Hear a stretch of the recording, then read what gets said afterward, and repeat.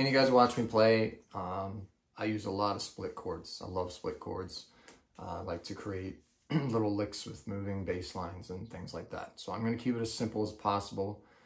The one thing you need to know is the root note of a chord. I'm sure most of you who play guitar would know that much, but if you don't, you know, if you're in doing a G chord, G is your root note, usually your lowest note, and that's what you want to find. You're doing C, C is your root note, okay? If you replace that with something, you can create a split chord.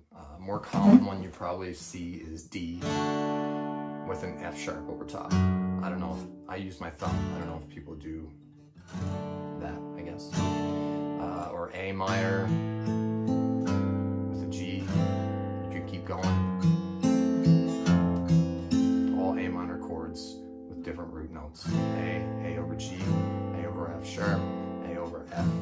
And that really can open up a world for people, especially if you're writing stuff, you know, if you like to create. There's so much you can do with that. So, you know, the one I did earlier, I could have just went like this.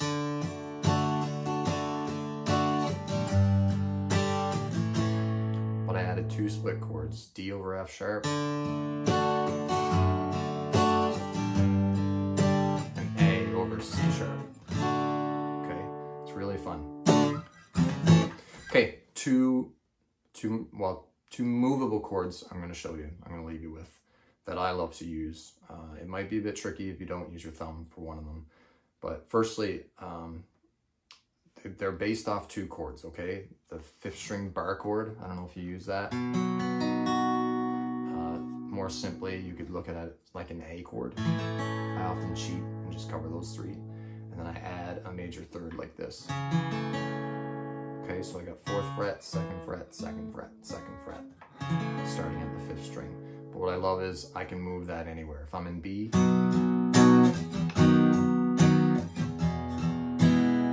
okay, and so wherever you are, if you're in C sharp, D flat, whatever, or D, you can just do that.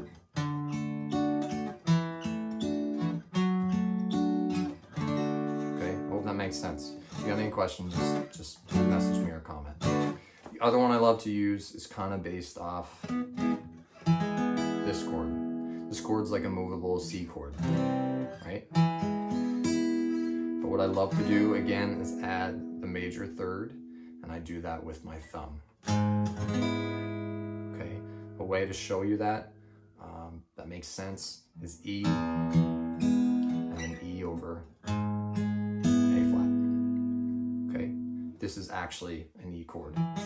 Here's your root, or here if you want. I hope that's not too confusing. So E.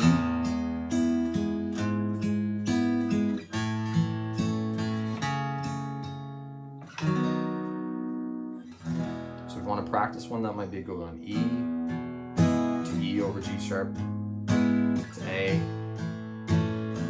over C sharp, B over E flat, like that.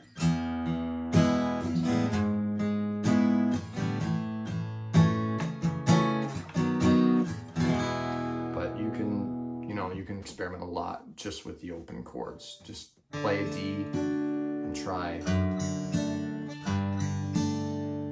different root notes, okay? One of my favorites, C over E. Now, I said earlier, I replace the root note. I don't always do that, but if I've got a root note on the 6th string and another one kind of clashing with it, I get rid of that. I just mute it with my fingers. I'm going to talk more about muting in my next lesson. Anyway, hope that helps you open up some avenues for creating songs on the guitar or whatever instrument you play. Have a great day.